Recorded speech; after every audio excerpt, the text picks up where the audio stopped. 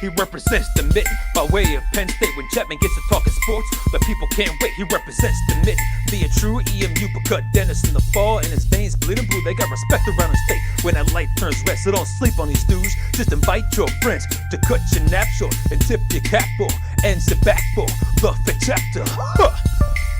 Brian Chapman. Dennis Fithian. When they open their mouths, they spit in the facts, bro. This ain't even optional, man. You just have to tune into YouTube to watch the broadcast or download it to your phone to peep the podcast. They mix laughter, they get after. It's all captured in the Fith chapter.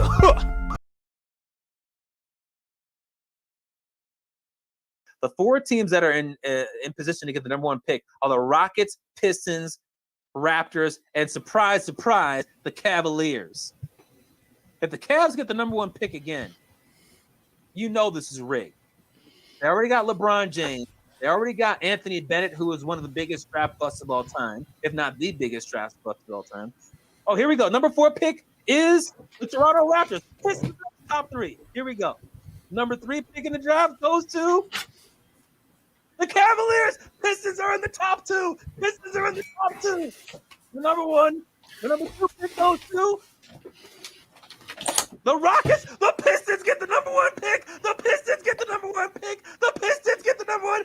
No, Mark. No. Pistons get the number 1 pick in the draft. The Pistons get the number 1 pick in the draft. Big Ben is celebrating. Big Ben is celebrating. Cade Cunningham is coming to Detroit. Boom. And that's how it went down. That's how it went down on Tuesday's episode, a day when nobody wanted to join me in the studio. I couldn't get Dennis because, well, he had to celebrate his anniversary and his birthday. I couldn't get little itty-bitty Brian because he said he didn't have any internet. I tried to get some of my co-hosts from my college radio station, but they couldn't do it either. So it was just me, and that's how it went down on episode 115 with the Pistons giving you, Dennis, a big-time anniversary and birthday present. We're certainly going to get to a lot of that during the show, but just tell everybody out there where you were and what your reaction was when you saw the Pistons getting the first pick in the draft. Yeah, well, it took forever. You know, they took that first commercial break. You know, I was trying to check it out. You know what I mean? And then it was like, this is dragging out, man. And I know, you know, you got to have commercials and those are good and everything. But, man, they put like a double extra block in there and a couple extra ones in there. So it was taking forever, but it was worth the wait. And, you know, able to see it roll off like that, it was awesome. It's a, you know, day I'll never forget. You know, I was saying last week how I remember when I was on 8 years ago, how I was on my honeymoon and I had to go to the top of this bar to check it out. That was the actual draft night. But you know, the way that the lottery worked, man, that was great. I almost called in, but you should have. I should have. Yeah, you're right. That's okay. We didn't have any of the dead weight. It was all me, and it was all good. But we welcome you back for episode 116. Thanks to all who are tuning in to 116, whether you're doing so via Facebook, whether you're doing so via YouTube, or you're doing so via Twitch. There you go. Dennis is not just right there on the side. He's also putting in comments on YouTube. Yeah. DC Basketball. Also want to thank those who are listening to the podcast via Apple Podcasts, Google Podcasts, and Spotify. Make sure you like, subscribe, and participate in tonight's live show by sending in your feedback via Facebook and YouTube. Dennis will be reading it throughout the course of the show. And if you're wondering what we're going to be talking about during tonight's show, let's take a look at tonight's book. And as you can see in the second chapter, the Pistons, are they now the most interesting team in Detroit? Yes or no? In the third chapter, is Trae Young the best player in the NBA after his 48-point performance in Game 1 of the Eastern Conference Finals? Yes or no? In the fourth chapter, what would the Lions' expectations be if they still had Matthew Stafford? Because the expectations are low right now. Could they be on an 11 or 12 win team or expected to win that many games if Stafford was still on the squad? We've also got the major wager. And then, of course, in the fifth chapter, oh, no, what happened to Dennis? Should the Tigers extend or trade Jonathan Schoop, who's been one of the best hitters in baseball in the month of June? So that's all coming up in tonight's show. But Dennis, will start off with the first chapter. Makes sense. Yes, as we always do. And that takes us to the NBA draft. And if you missed it, the Pistons did avoid the number 6 pick in the draft, which was the nightmare scenario. They would have been stuck with somebody who was not Kuminga, not Green, not Mobley, not Suggs, and certainly not Cade Cunningham. Then they didn't get the number 5 pick either, so that most likely eliminated Kuminga. And then it took us to the top 4 picks in the draft, and here is how that all played out on ESPN. The 4th pick in the 2021 NBA draft presented by State Farm goes to the Toronto Raptors. They moved up a few spots. Yep. I like how they did this part, eliminating everybody. Mm-hmm. The Cleveland Cavaliers. Woo! The 2nd pick will be made by the Houston Rockets. And that means that the number 1 pick in the 2021 Big NBA Ben draft goes to the Detroit Pistons. That's right. Let's roll Big Ben, bringing the number 1 pick to Detroit. And the Pistons, I mean, I know that good luck charms don't really mean anything, but I was pleased that the Pistons didn't go with what they usually go with, and that's a boring individual like whoever the head coach is or whoever the general manager is. Go with the legend. The Rockets did the same thing. They went with a legend and Hakeem Olajuwon, and what did it get them? It got them the number 2 pick in the draft. It's a heck of a lot better than being number 5 or number 6. But Dennis, the Pistons have the number 1 pick in the draft, and I can tell you when I was watching, we showed my reaction, but I wasn't 100% sure they got the number 1 pick because I know in the past they've gone from number 3, and then they announce who's got the number 1 pick, and then you just figure, oh, well, the other team has the number 2. So I was thinking, oh, did the Pistons get it or not? And obviously it was the Pistons getting the number 1 pick. But Dennis, all of the mock drafts that I've seen since the lottery is over have Cade Cunningham falling to the Pistons at number 1 and the Pistons taking Cunningham. Is it a lock that Cunningham goes to the Pistons at 1?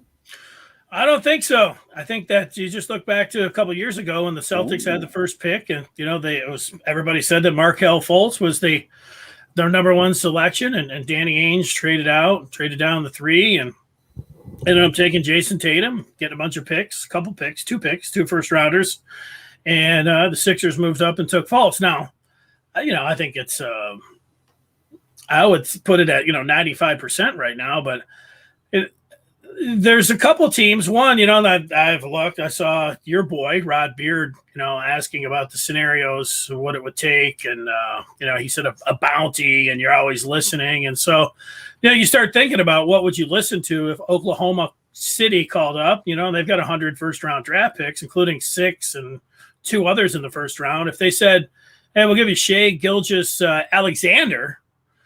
And we'll give you that number 6 and future number 1. Would you listen to that? I would listen to that, but I would say no. I would not trade Shai. I would not trade the number 1 for the number 6 and Shai SGA and a future number 1. I wouldn't do that. So then it got to the teams, the other teams that are in the top 3, the Cavs. The Cavs. Would I want to make a deal to move back to 3 there and then moving up to get Cade Cunningham? Is there any player that I would like to have on their team? I can't see them giving up either of their guards or taking one of their guards and how many future number ones. No, but I get to the Rockets. And I think that, heading up, these are just things that there was a lot of media speculation that, the Pistons love Mobley or they love Jalen Green. They love these two. This was after Cunningham, though. But if the Pistons are really sitting back there and they did their evaluation before the lottery came in, you would think that they would have a board put together, before it actually happens. So if they did get the number one, so they was something that they would think about, so they wouldn't be influenced, and if they came back with their team and they said, look, man, we like Mobley and or Green one and Cunningham too, well then, you might want to get in business there with Houston. He's from Texas, from the Arlington area. I'm talking about Cade Cunningham. Would you do a Christian Wood, swap 1 and 2, and then take next year's number one unprotected from the Rockets? Would you make that deal, Brian Chapman? So you take Christian Wood, you take the number 2 pick, and you take their unprotected number 1 pick next year. That's right. The Pistons would also have to send some money back because Wood's making like $13 million a year. I think Corey Joseph is making like $12 million a year. So, all right. Would you miss Corey Joseph if he was traded away? I mean, I like Corey Joseph, but I like Cade Cunningham. So I'm just making the proposition here. It's fun having the number one because you get a lot of scenarios and a lot of things to think about. When you're in the catbird seat, it's nice to be in a position of, what do you have? I feel like when they bring in the jester and all these things, and they're supposed to make us laugh and all this. Get him out of here. So let's hear it.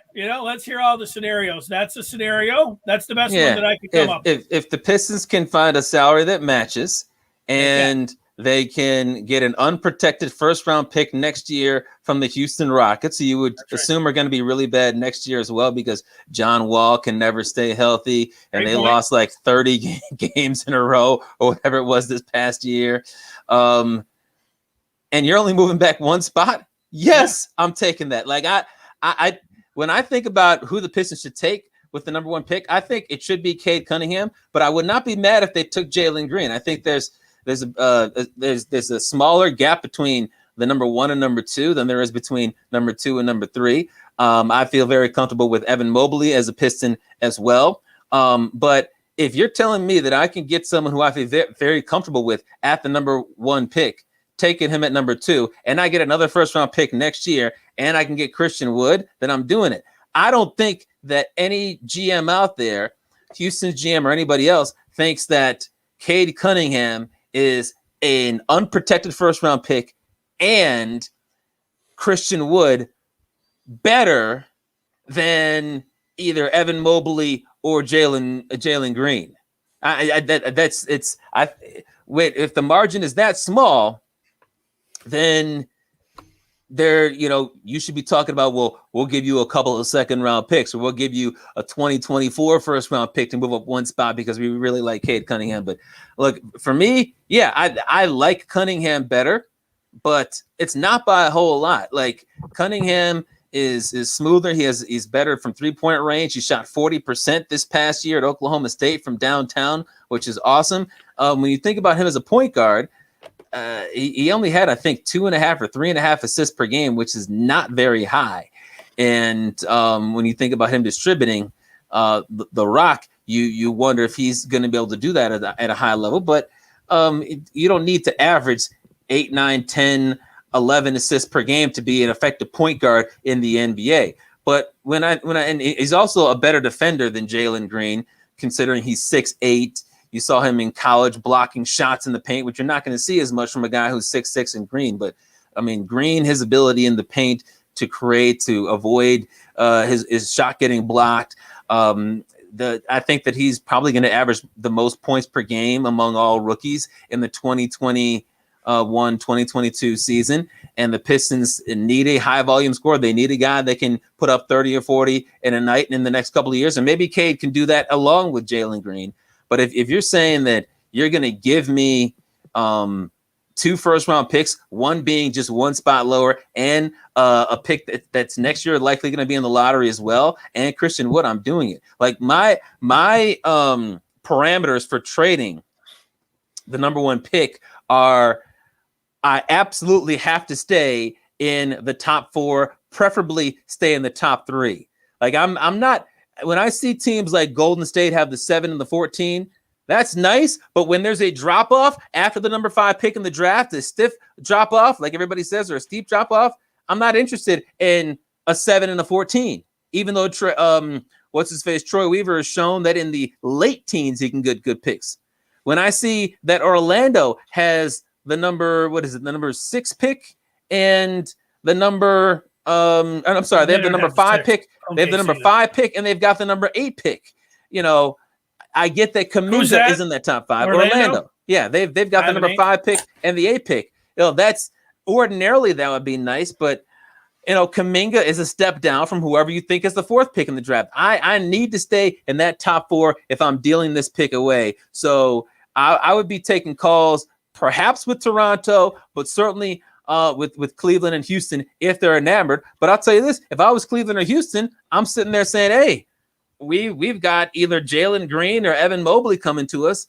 We don't need to trade up. We're straight. Yeah, well, it really depends how much. I mean, if you're Houston there and you're like, we got our home state guy. I mean, sometimes that's something, you know, for a team saying like, you know, if it was, Magic Johnson or Chris Webber or something like that, and the Pistons, you know, had the number 2 pick, you say, we'll just give them anything they want. And, we got to have our home state guy there. So I get that part, you know, if you're Houston and looking at it, it really comes down to what the Pistons think of Jalen Green and Evan Mobley when they've done their own analysis here. And really what matters is what Troy Weaver thinks. If Troy Weaver's like Danny Ainge a couple of years ago, everybody said, you know, you take Markelle Fultz. You know, what are you doing? But that looked like a 5-player draft. And Danny Ainge was like, look, I like Markelle Fultz, but I also like Tatum. And, you know, can't go wrong with any of those guys. And, you know, he moved back and, you know, he ended up getting the picks and the best player. Like a couple of years ago, if the Phoenix Suns would have said, yeah, you know what, we're going to move down to 3 and take Luka Doncic, that was – and Ayton's played fantastic right now. I probably wouldn't make that move today.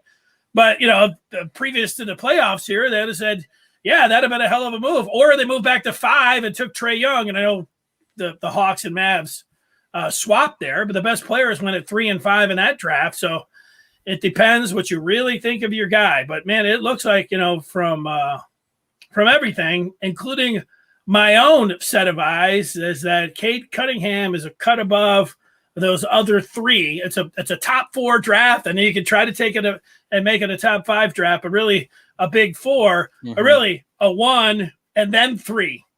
You know, that's where I would put the tiers in this draft. I look at it as a 1A, who's Cade Cunningham, a 1B, who's Jalen Green, and then a 3 in Evan Mobley, who I'd be very pleased with, and then a clear 4 in Suggs and a clear 5 in Kuminga. But I'm not sitting there trying to get Kuminga and something else. I'm not sitting there trying to get, you know, Keon Johnson at number 9 for whoever might want to trade up to number 1 and something else. I'm not looking at Golden State 7 and 14 and you know, unless they're going to give me Curry or Klay Thompson or something like that. I'm not interested in that. I like where I'm sitting at number 1, and if 2 or 3 want to move up, and give me some assets on top of what we're already getting, especially if it's a first round pick, even if it's in 2023 or 2024, then yeah, I would definitely look at that. Would you trade the pick for Zion Williamson?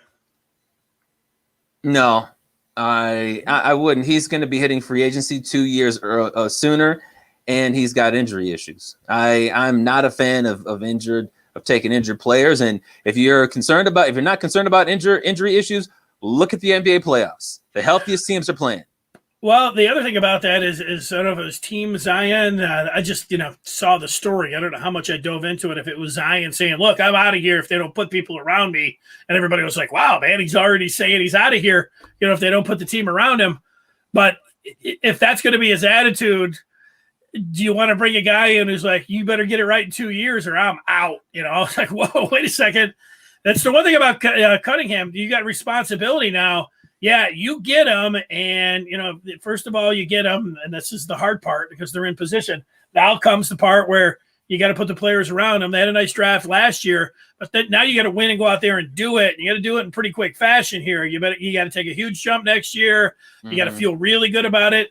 And the one thing, all indications right now, this was during the year. I remember watching some of the games, and they were talking about, how he ended up going to Oklahoma State and his relationship with the coach and how he was in on him first. And he didn't seem like he was, I don't know, like you'd call a NBA diva or number one.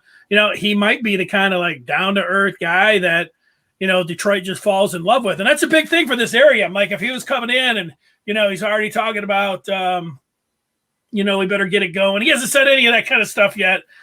So I'm not saying that he's already, got one foot out the door. Like, when Sue came in, Sue held out and Sue held out for, he wanted a shorter a deal right off the bat so he could get out of town. And he held out, and then he kept taking, kept taking deferments. Kept backloading that money to make sure the Lions couldn't franchise him. So the Lions couldn't take him at the end. It's essentially, I'll be a team guy. Sure. Yeah, I mean, Team Sue was all about getting out of here as fast as possible. Like, and some guys coming in, they have that attitude. Mm-hmm. If you had the read, now again, I'm not saying like what I have, just my initial reaction. This is, I haven't seen anything since, since the draft. So Thursday, right? Is that where we're at? Yeah, we're Thursday. Draft was Tuesday. Yeah, Tuesday. I haven't seen anything where, they're like, Cunningham, boy, he's got his team, and well, look, he wants to go to the coast, or he wants to get back to Texas. Well, the fact of the matter is that while you see guys that want to go to coast or they want to form super teams and things like that, they're generally not doing what Zion is talking about. Or I haven't seen the report, but I believe you and him saying if they don't put a team around me, I'm out in 2 years.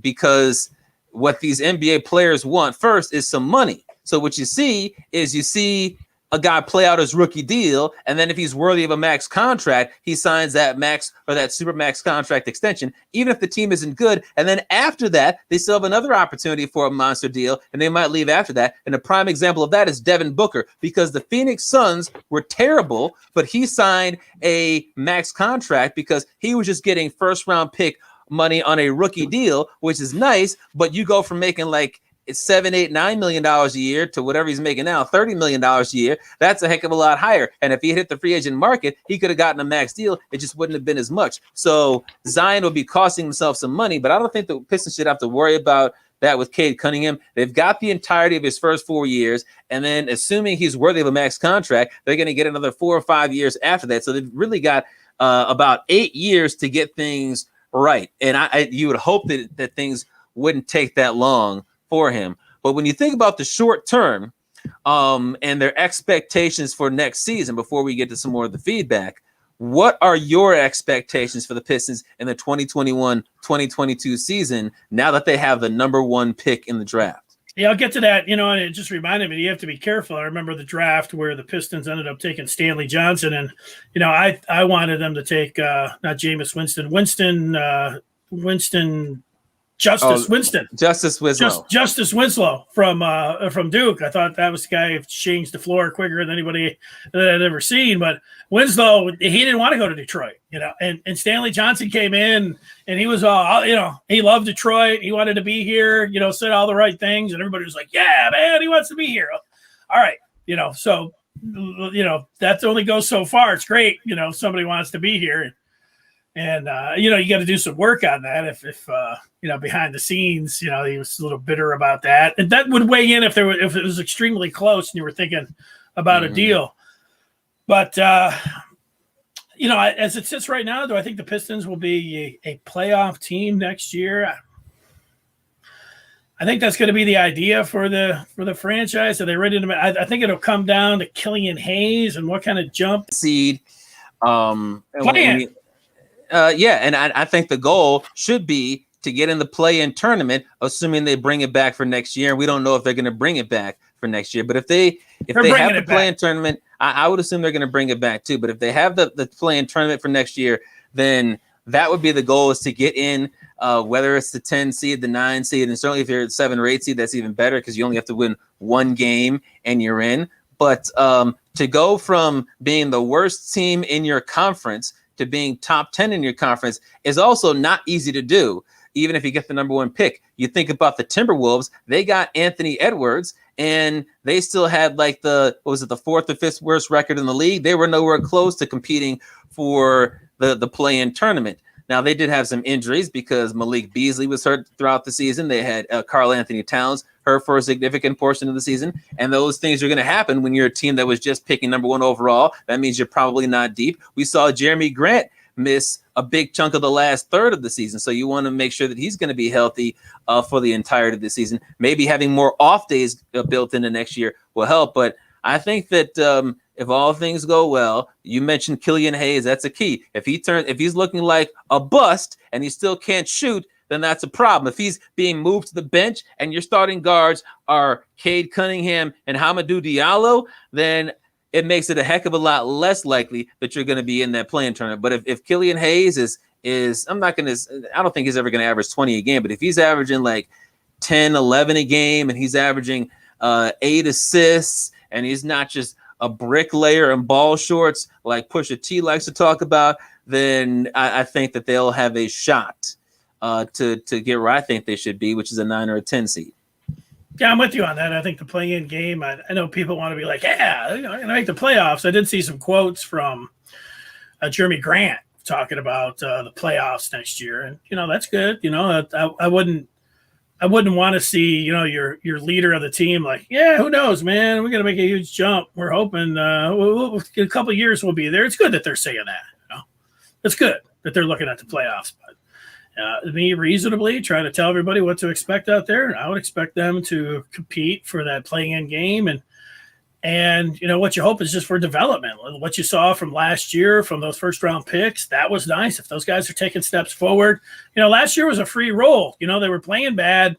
But really what it comes down to in the NBA, it comes down to the last 5 minutes and executing. When the Pistons when they were going to the work Pistons, how many times I was watching them? They're down 10-15 in the first half. You get to the second half, and you know what? Chauncey and Rip, they start, turning the screws, start making the plays, and then, they ended up Rip coming off those screens. Yeah, they were always down in those games. And so, it's one thing to stay in some games and lose them late. And again, that was part Cover of the spread late.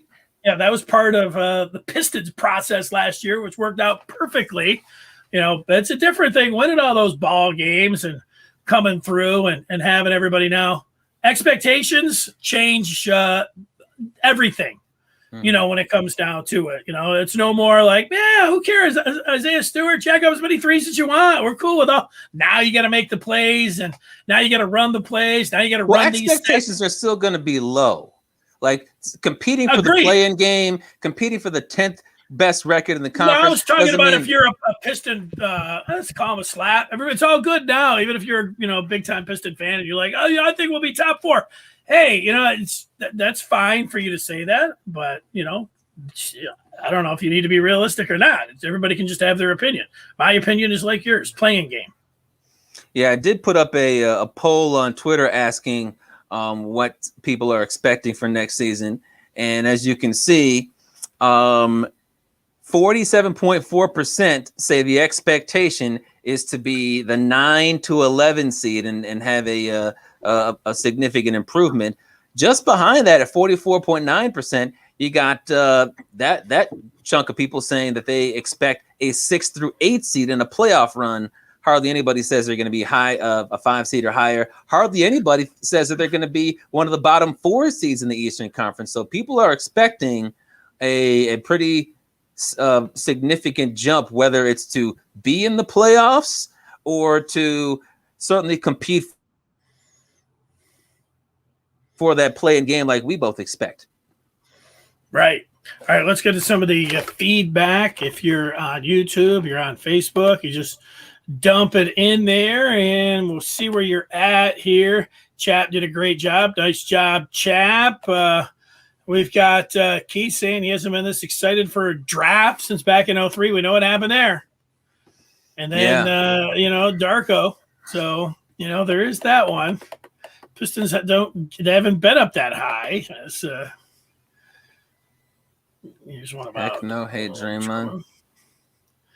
Jelinek getting into some argument there about Draymond. Beth. C2. That's best nickname for Cade Cunningham. I said he's only going to work out for Detroit. And you know what, Beth?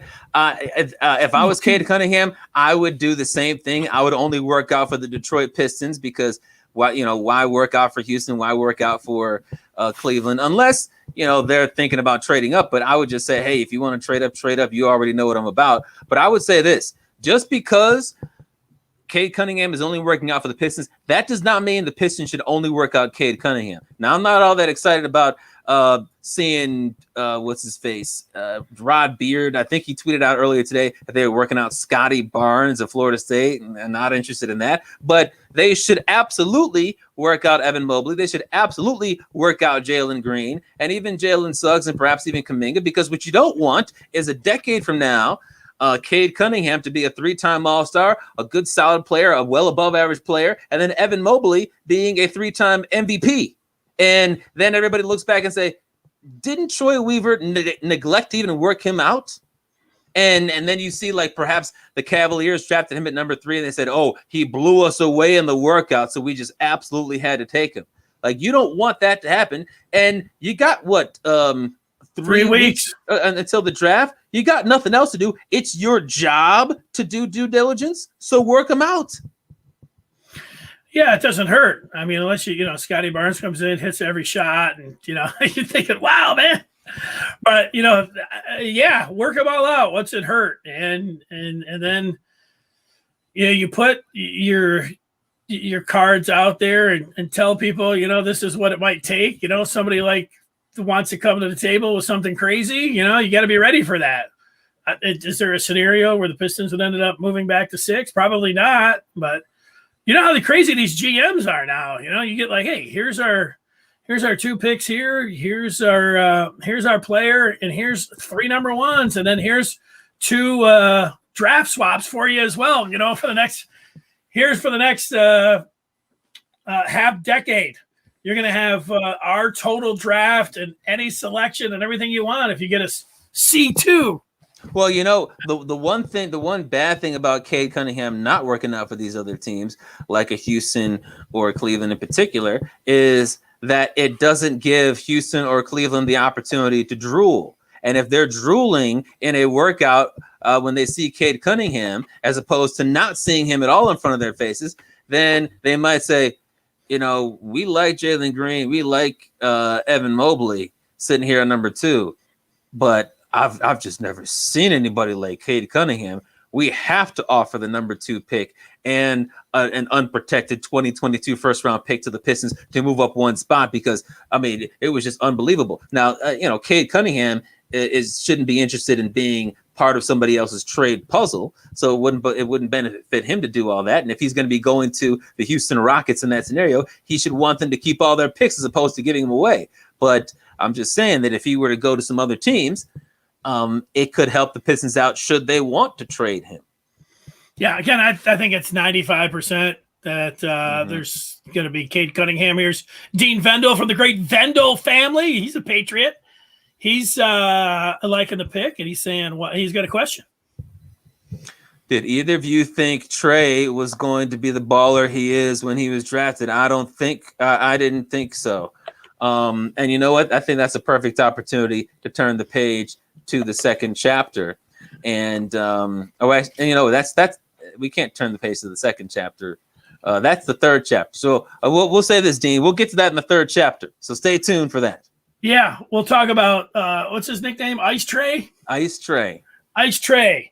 We'll get to Ice. Is that what the Ice Trae? How about this before shooting a 3?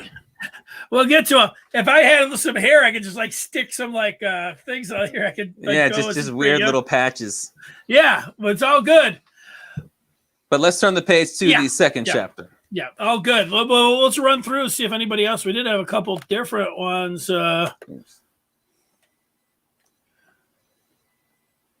We got 2 rounds. We're gonna trade that to get back to the end of the first round.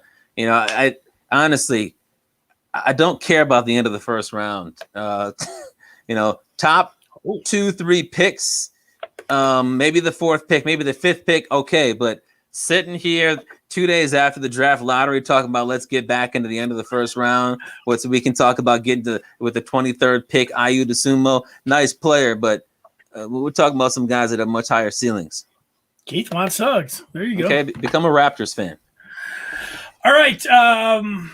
Let's get to the second chapter, and that gets us to, and we stay with the Pistons here. Oh, actually, we're staying with Detroit. I might have tipped my hand here.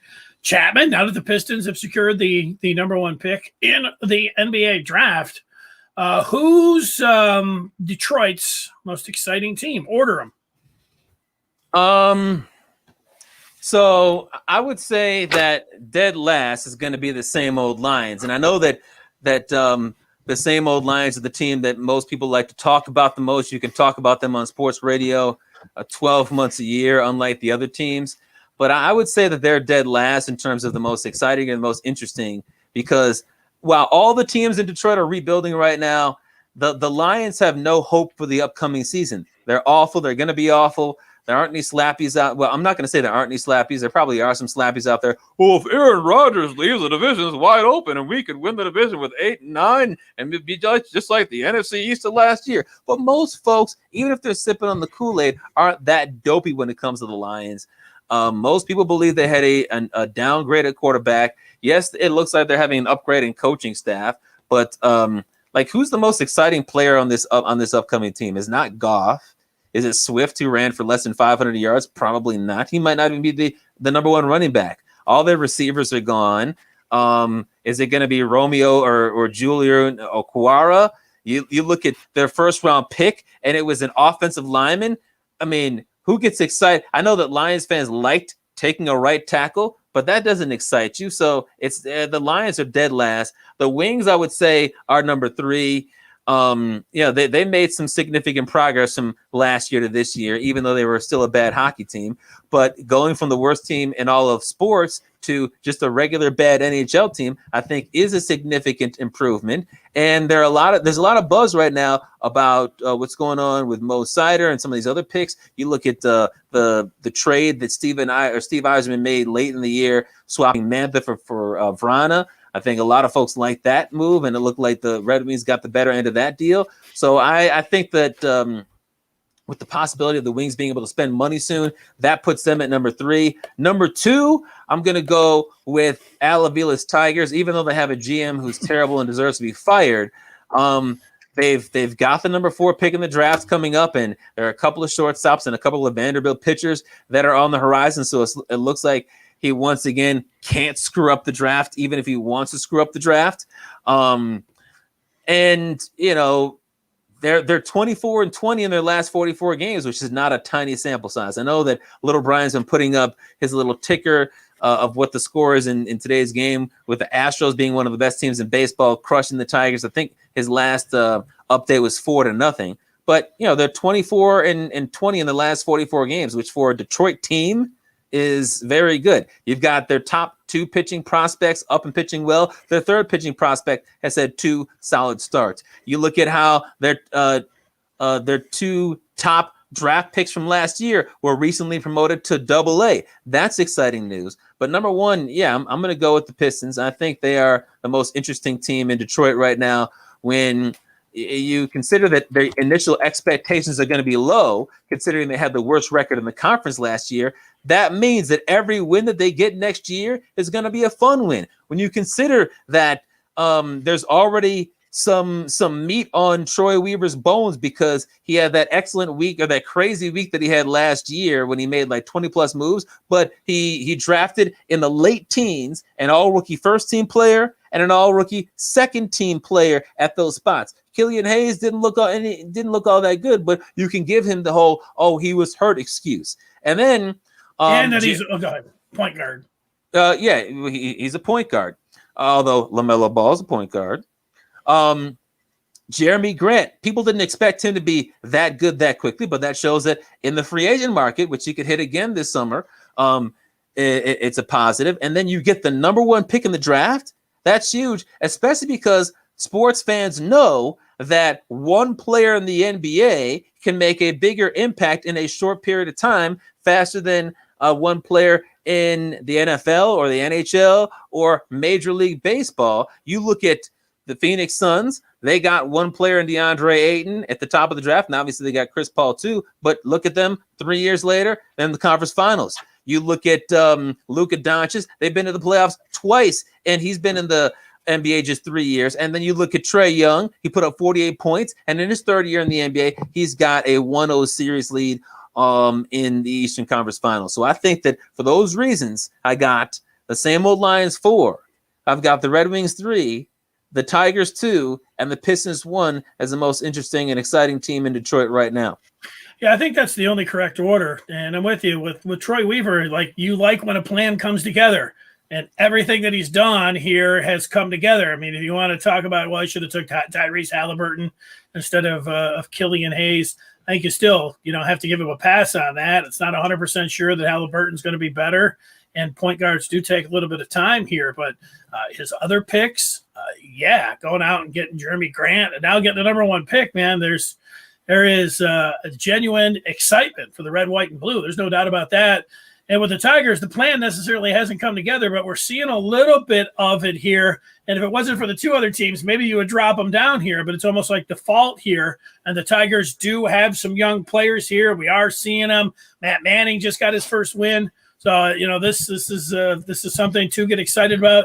You keep seeing, Torque and Dingler down in the minors here, stories being written about them. So there is excitement there. Wings, if it was another GM besides Steve Yzerman, maybe it'd be a little bit more like, wait a second, what's going on here? But, Yzerman, you still are in his corner, knowing the way that he operates here. And they are, albeit, slowly on the rise. And you're right about the Lions. I mean, you can say, I just love football. I'm with the Lions. That's fine.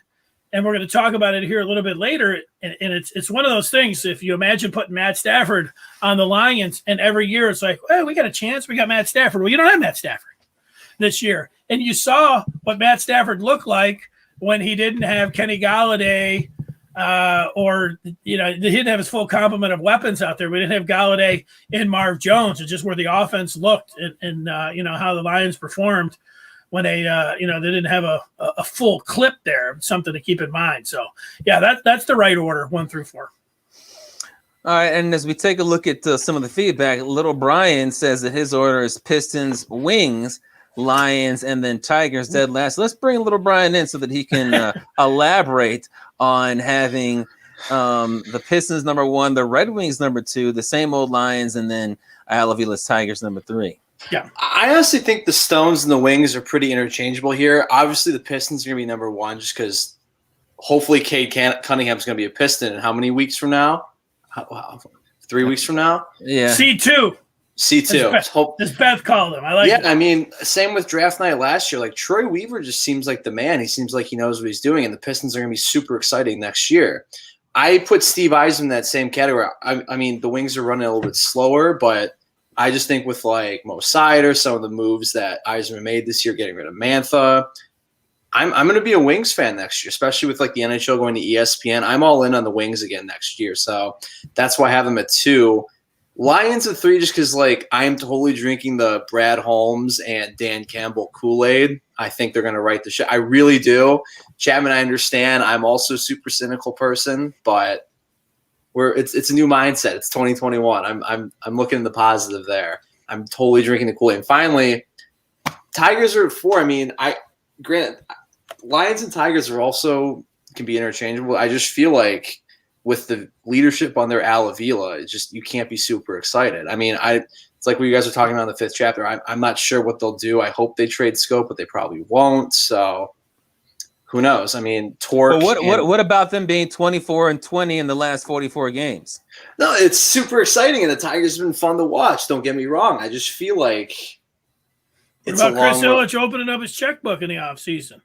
What about Al Avila going for General Manager of the Year next year? I won't believe it until I see it of Chris Ilitch opening his checkbook. I mean, the Tigers need a shortstop. Who knows what they're going to do, if they're going to spend big money or not. But I don't see Illich opening his checkbooks. That's why I'm not a Chris Illich fan to begin with. So that's why I have him down at number 4 with the Tigers. So, okay, pessimistic, Brian, when it comes to the Tigers. Well, You're more he's also- pessimistic about the Tigers than being optimistic about the Red Wings. I would like to be more pessimistic about the Tigers, but one way to erase pessimism is to win. And even though I don't think this is gonna last, they're 24-20 in the last 44 games, and I'm just so low on the same old lines. And the Red Wings have so much further to go. And when you look at what's coming up, like if Torkelson was looking the way he looked in spring training when he was like 1 of 50, and they were saying, yeah, we're going to demote him down to Lakeland, that'd be one thing. But he was destroying the ball, and now he's got, I think, at least 2 home runs in Double-A. So, like that. I'm not saying I'm not going to give Al Avila credit for Torkelson because everybody would have taken him number 1 overall, but that's a reason to be more excited about the team.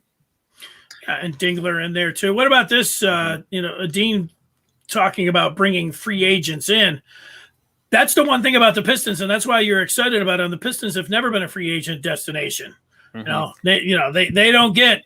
They got Ben Gordon and Charlie V. They got Chauncey Billups. That was a big free agent acquisition.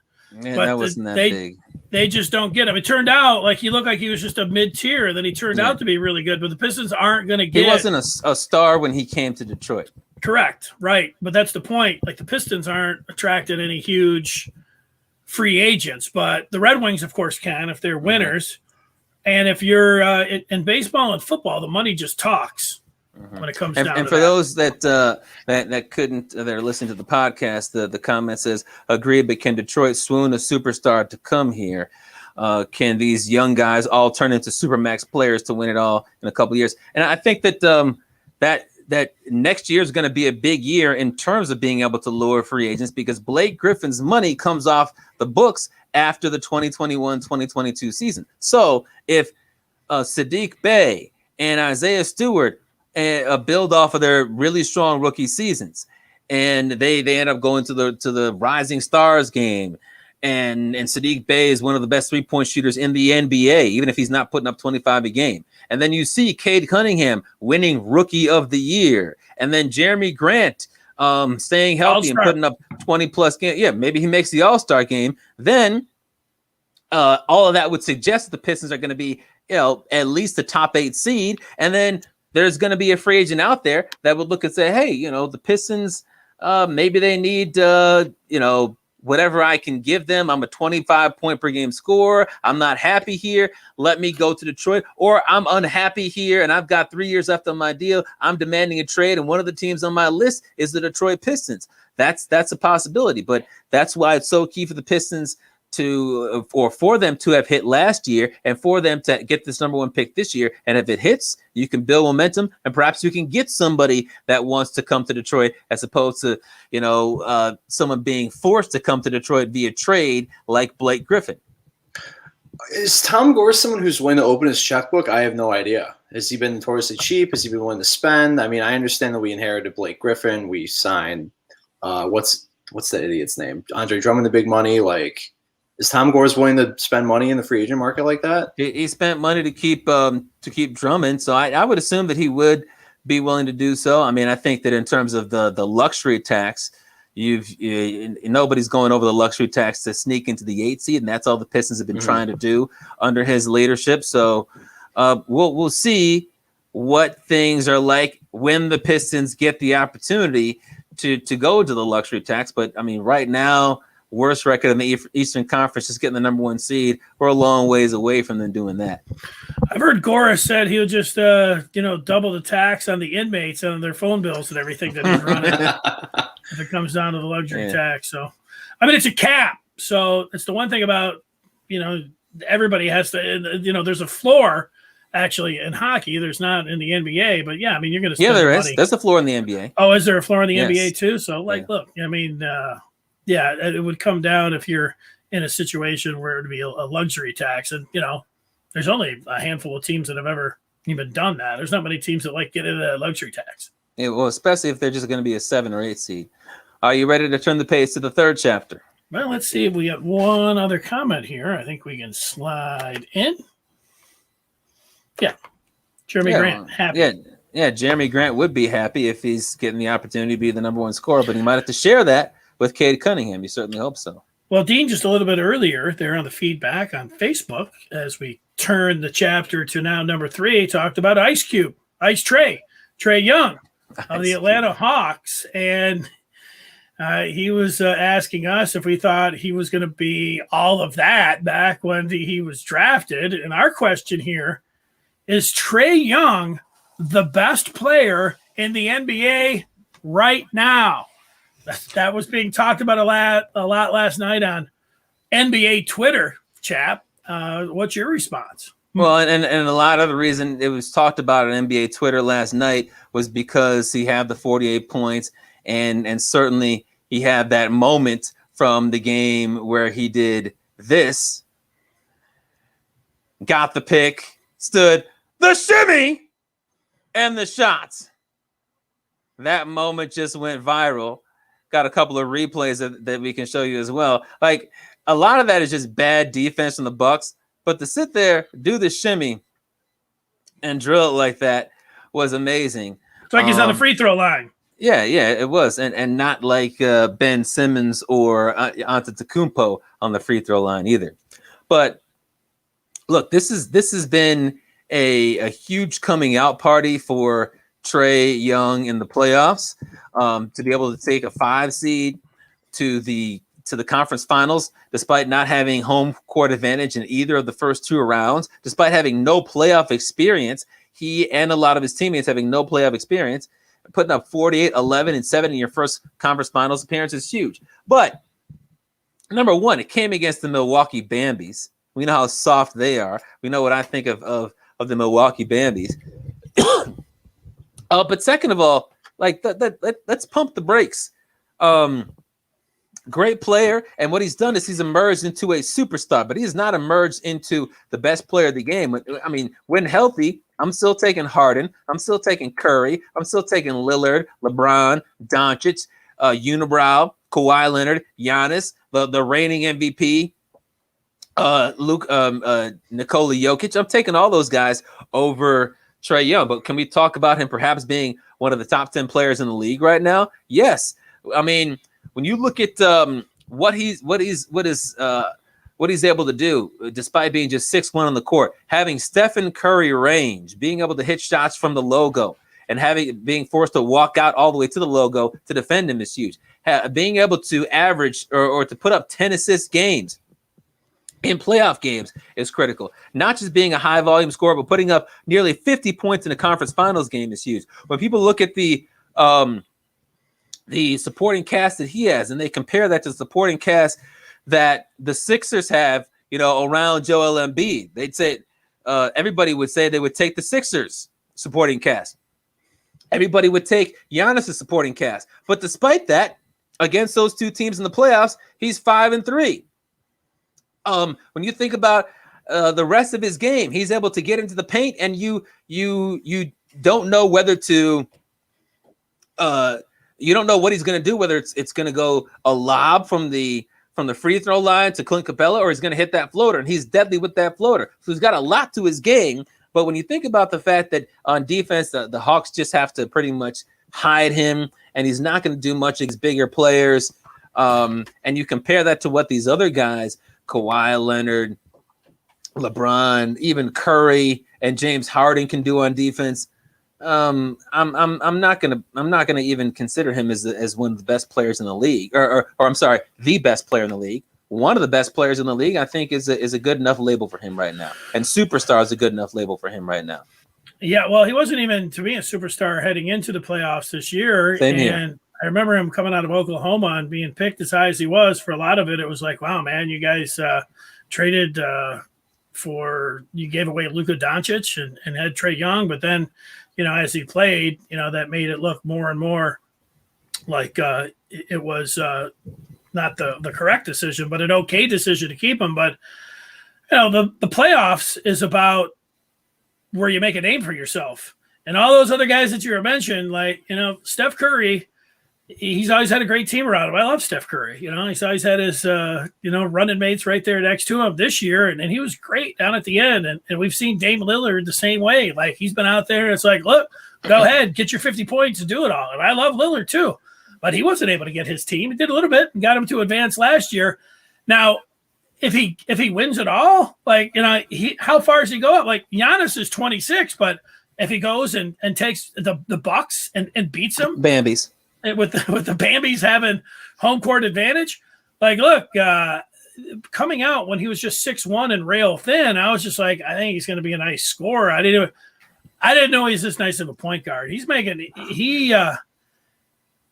an awesome passer. He's great on alley-oops, and I've never seen anybody like, way back in the day, Mark Jackson would have his little teardrop and his little floater, but this floater is the most deadly shot in the game. And if you go out there and you try to play that, he just blows by you and gets a layup. And he's really not working with a whole lot around him. I mean, he's just been flat out amazing.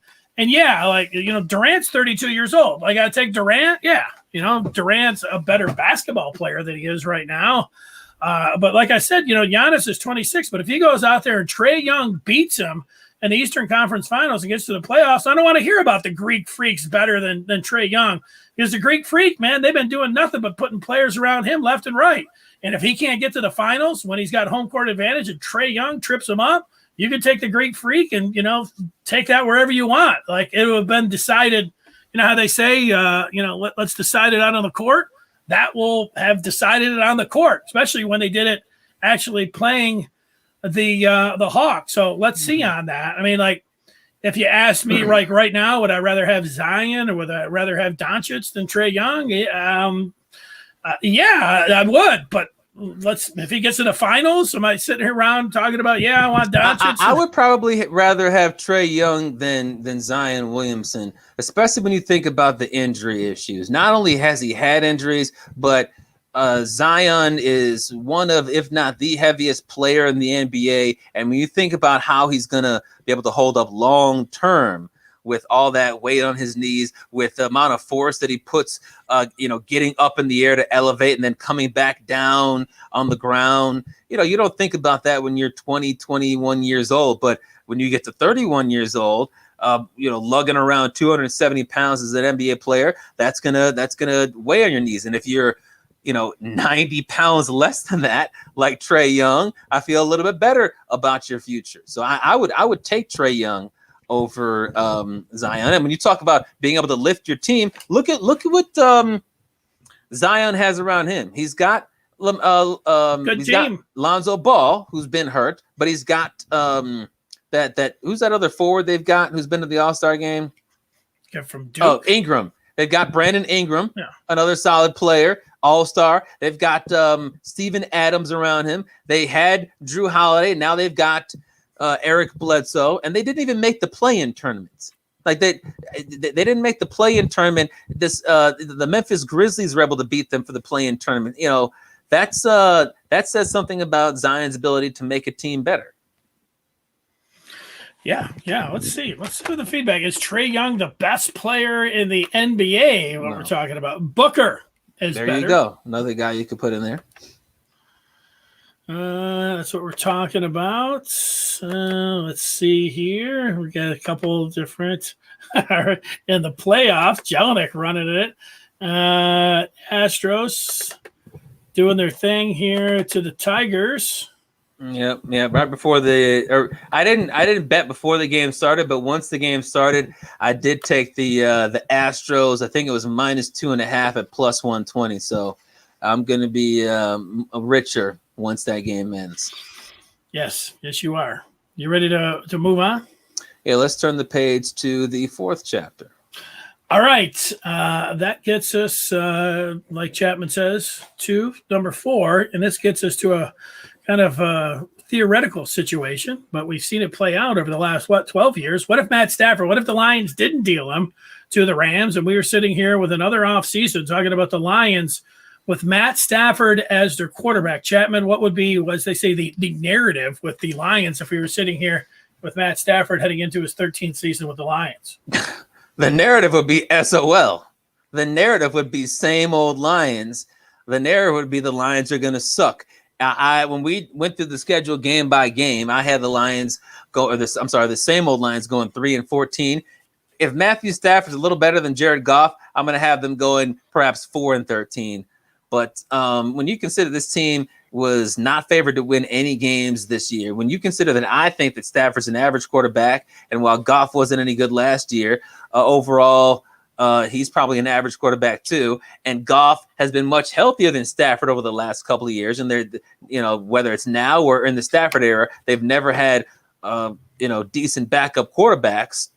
That Matt Stafford on the Lions right now is not going to make a big difference. I would say they'd still be a 3 or 4 win football team. They still have a brand new coaching staff that Stafford and the rest of those guys would have to get used to.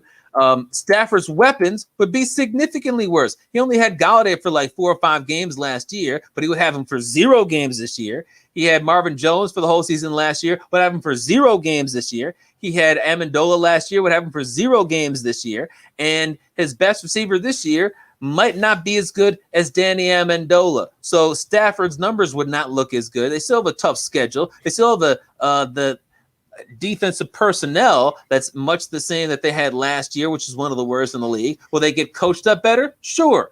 But the personnel is very much the same. And you have to remember that Stafford is injury plagued. Did he play all 16 games last year? Yes, he played all 16 games last year, but Stafford gets banged up when he plays. And by the end of the year, he's questionable heading into all these games, but he finds a way to gut it out because he loves to play and because the backups are terrible. But the year before that, he missed the final 8 games of the year. And I don't hope for anybody to get hurt, but I expect that he's going to get injured this year with the Rams. And if he were to stay with the Lions, even though they brought Penei Sewell to the team, if Stafford was still in the squad, I would expect him to get banged up because he always gets banged up and he's less mobile than he's been in the past. So, a 33-year-old with miscellaneous injuries happening all the time, with a twice broken back, having me sit here saying that he would lead the Lions to a respectable 8-9 year, while Jared Goff would lead them to a 3-14 year, that's not happening. They're going to be SOL with Jared Goff, and if they still had Stafford, they would also be SOL. Yeah, I think a lot of what you say, I think you have to, because you're playing this out theoretically, if they kept Matt Stafford, would they have gone into a rebuild? We'd be sitting around like, why do you have Matt Stafford if you didn't think you could win with him? And now you're into a rebuild. Coaches. Well, you do have new coaches, but I think what you have to do theoretically is say that if Matt Stafford was still here, that Kenny Galladay would still be here, that they would have found a way to come up and reach a long-term agreement with him. So, but people get tired, and you say it all the time, the same old Lions. This would be pretty much the same old gang here is what we're talking about, and what we've seen, and everything that you've heard really from the last 5 or 6 years. There wouldn't be a whole lot of different. We've seen new coaching staffs. Now we got the rocket scientists, Caldwell was too much of a player's coach. Patricia was too much of a hard ass.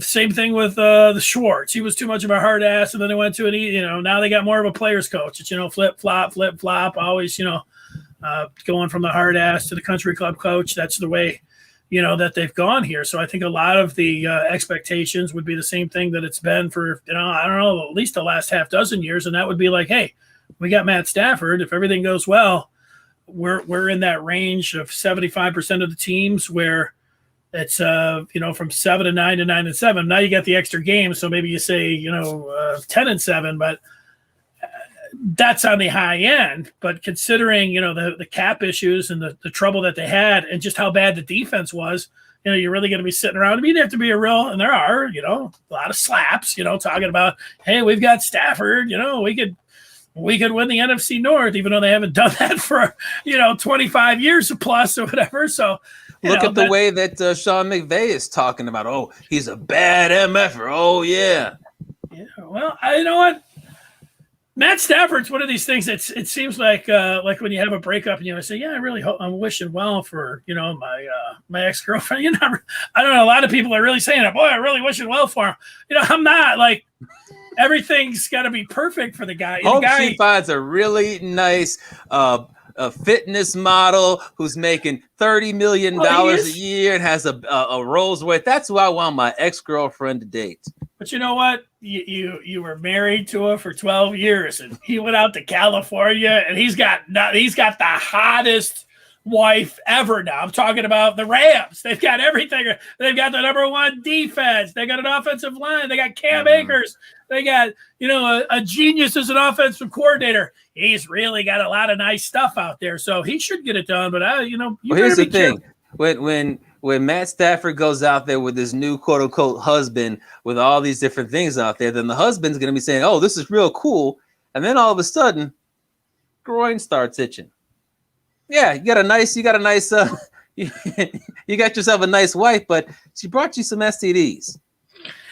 And that's what happens when Matthew Stafford goes into the fourth quarter and throws a pick. That's what happens when Matthew Stafford breaks his back and is rolling at like 60%. That he seems great on paper. Oh yeah, she's really hot. Look at the big tits. Look at the round ass. Look at the long, beautiful hair. Look how smart she is. But I got some STDs and just can't keep myself from scratching. I don't know. It's probably a bad analogy, but you know what? I think it's a good one. I've seen it a lot. Matt Stafford was an enigma while he was here in Detroit, and I know at the end I got a little sentimental about it myself. But I always say, I went to what's the old saying? Went to bed with a 10 and woke up with a 2. I think the Rams right now, they think they got a 10, but they might wake up, they might have a 2. Well, and let's just say it's a curable ST, not AIDS. So they went to bed with a 10, and maybe they wake up with a 7 or a 5. Yeah, and it's nothing against Matt Stafford. The Lions are the ones that put all the draft compensation tied to the Rams burning out. So there's no reason to talk nice about them or root for them. We hope that the Rams crash and burn. Mm-hmm. Mm-hmm. Or maybe it's someone with a small drinking problem.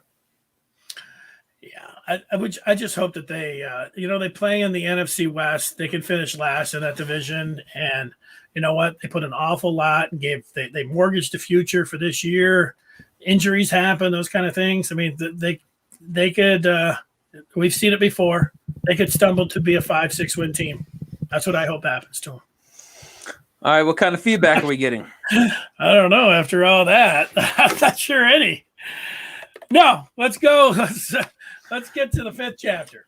Well, let's get to the major wager, and that's an opportunity to get you guys some money for sports betting. Now that sports betting is legal in the state of Michigan, obviously you can do so on your phone or down at the casinos. Dennis, you were not here on Tuesday, so remind us what you bet on Thursday and what you're thinking about for tonight. I don't remember. I don't remember what I bet, so let's just go ahead and move on. I don't remember. Okay. What are you thinking about for tonight? I'm going to take the Clippers. The Clippers to win? Money line? Well, they're getting 1.5. I'm going to take the 1.5. Okay, being conservative. On Tuesday, yeah. What the hell? On Tuesday, I picked Reggie Jackson to score over 18.5 points. A nice little prop bet because I figure, hey, no Kawhi Leonard, and he had 24 points in game 1. That was an easy one, and he did hit. Who is that? That's right. The Suns guy punched it. But I picked over 18.5 points, and I won it barely because Reggie Jackson had 19 points. But a win is a win. Today, I saw that Chris Paul was expected to make his return to the Suns, so that means that they're going to win the game after winning the first 2. Still no Kawhi Leonard, and I wanted to find some way to juice up the odds on my bet a little bit. So I looked at one of my accounts, and on my FanDuel account, and so there's still probably time for you to do this. On my FanDuel account, I found this bet: DeAndre Ayton to score 15+ points and the Suns to win. I find it difficult to believe that DeAndre Ayton is not going to score 15 points. So if he scores 15 points and the Suns win, as I think they're going to do, so going against what Dennis says, that's at plus 215. That's a plus 215. So I looked at that. I took it. I bet it. I think it's easy money. Dennis thinks that he's going to get some easy money. And you know what? Considering, the Clippers are getting 1.5 points, right? Correct. So that means that the Suns could win by 1 point, and you would win the bet. And as long as DeAndre Ayton scores at least 15 points, then I would win too. That's good. I want to see a long series, to be honest with you. That's why I'm rooting for the Clippers here tonight. I don't want to see a Suns in 4. Well, you might not want to see it, but my money says it's going to be a shorter series. But that's what we got for the 5th chapter. Bet responsibly, bet accordingly. Now let's turn the page to the 5th chapter, and that gets us to the Tigers. Maybe little Brian can update his little ticker to let us know what the score is in the game. And by the way, he did put up what he's going with for his major wager. He's got Clippers plus 100 at home and under 5 goals in the Knights versus Canadiens. But for the Tigers, as we turn the page to the 5th chapter, I walked over to a local bar yesterday to get something to eat and to watch the Tigers game, and they beat the Cardinals. As little Brian says that there's no chance the Tigers are still down 6-1. And in that game, I saw Jonathan Schoop hit another home run. And I know that he'd been tearing the cover off the ball, but I was surprised when Bally Sports Detroit put up this stat that said that it was his 10th home run of June, and that's the most in Major League Baseball this month, more than Tatis, more than Guerrero or Ohtani or anybody else. But that's not all, because as of yesterday, in the month of June, Schoop led the majors in home runs, RBIs, and extra base hits, and it's looking like maybe he could make the All-Star game. But we want to talk about his future. He's currently on a 1-year, $4.5 million contract, which is very tradable. Other teams that are in the playoff hunt, you would assume, might want to get a guy who can play first base or second base if they need some extra pop in their lineup as they try to make a playoff push or make a run at a World Series. On the other hand, the Tigers could decide that they want to give him an extension and maybe he wants to stay in Detroit. Dennis, what would you rather do? Extend Jonathan Schoop or trade him before the deadline? You're crazy, man. You got to take Schoop and you got to extend him. He's the hottest hitter in baseball right now. You don't mess with that. You get him. Come on, keep him. No, I would deal him if you could get something for him. Like, the Tigers, the record doesn't matter. If you want to sign him after this year, that could be one thing to take a look at. But, he also, when, the Tigers were actually in it within the first, 3 weeks or something, he was the worst hitter in baseball. He's caught fire here in June. So I don't think you're going to get a heck of a lot for him. But, yeah, I mean, if you deal him if you can get anything for him, hoping for more than, a bag of baseballs to get what you can for him. Yeah, I'm going the other way. Typically, I would say you need to trade a guy like Jonathan Schoop and get what you can for him. But and obviously you could get some assets for him if you were to flip him. But Al Avila has a track record. Al Avila has a terrible track record, and if you flip him, you might get a Justin Upton return. Who do they get in return for him? Don't know. He could get a JD Martinez return. What did he get for JD Martinez? 3 bogus infielders, the best of which was Dawel Lugo. Don't want that. And we're at the point in the Al Avila era where you got to say to yourself, you know what? Tigers don't have a long-term first baseman because Spencer Torkelson's playing third base. They don't have a long-term second baseman. Jonathan Schoop can play either position. If we ride this out through the end of the year, or at least at the trade deadline, and I'm not going to say he's leading major leagues in baseball at the end of June and also in the month of July, but if he's continuing to hit with some power and some authority and batting average, then, why not offer him not a 10-year contract, but a 3-year deal? You give him 3 years. 10-year contract. No, I'm not saying that. But why not give him, let's say, a 3-year deal? Maybe you give him $10 million a year, and that might seem like a lot, but If it doesn't work out, that's not a contract that kills you long term. If it does work out, then he could be playing like an $18 to $20 million per year player for $10 million per year, and it's a short term deal as well. So, given the fact that I do not trust Al Avila because of his track record, given the fact that he's giving you a little something right now, and given the fact that Jonathan Schoop doesn't have an extra year after this deal, he's a rental player. I would just say, you know what? I'm done trusting Al Avila when it comes to getting pieces back.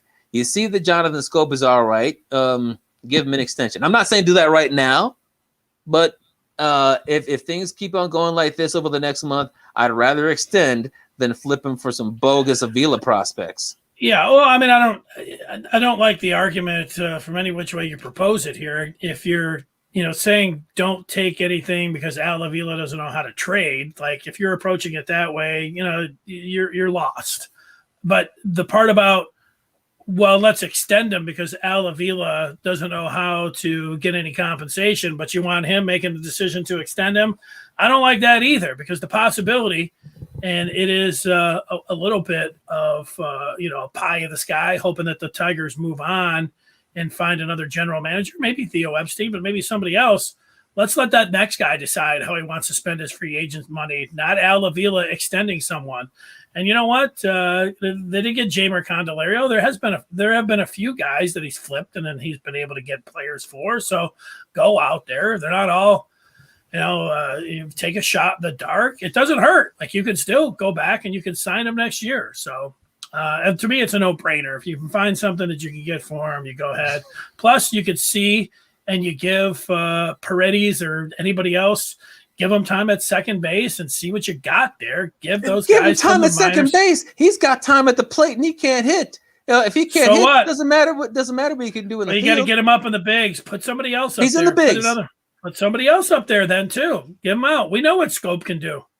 Send him to another team. And you know what? If he comes up big in the playoffs for a team that needs a second baseman and, you're out there and you want to sign him to a 3-year deal after that, I'm all right with it. But get whatever you can for him and put somebody else out there at second base. This is the last year you can really go out there and just throw guys out there and give them at-bats. After this year, you can't do that.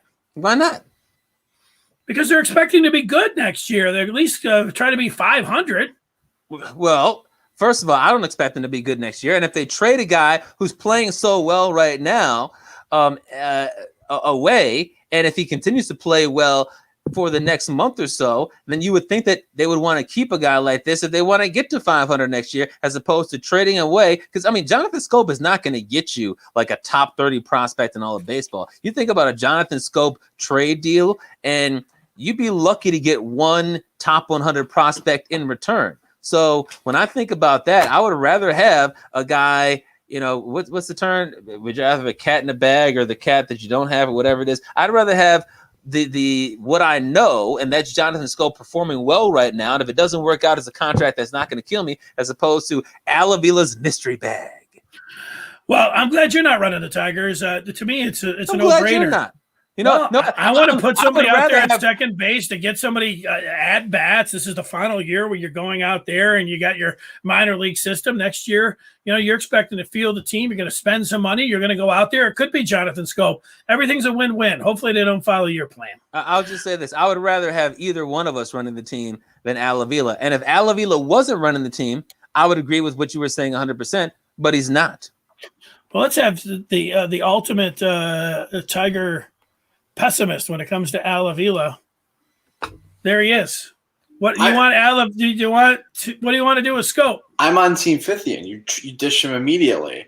Like I said, in the last 30 games, he's hit 43 hits, 364 average. Like, get him out of here and just get something in return. I don't care if it's a player now or a top 100 prospect. We need something. Another Dawel Lugo. Well, get some guys in the minors to stick them out there in second base and give them a chance, because then you're going out and you're spending money in the off season. You've got it, whatever it is, 90 games to go out there and play with. Let's do it. I completely agree. Absolutely. Good job. Hey, Jelinek is one of your better shows, man. Good job. You okay? Hey, nice to see you. You look good. I like the background too. Thanks. Awesome job. All right, that's going to do it, chap. thanks for joining us here on an extended version of the fifth chapter. Have a great weekend. We will talk with you on Tuesday. Roll the music. There it is. Doot, doot, doot, doot, doot.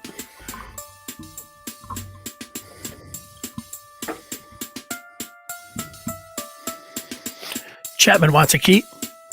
Jonathan Schoop. When you can have him next year. He's a dope.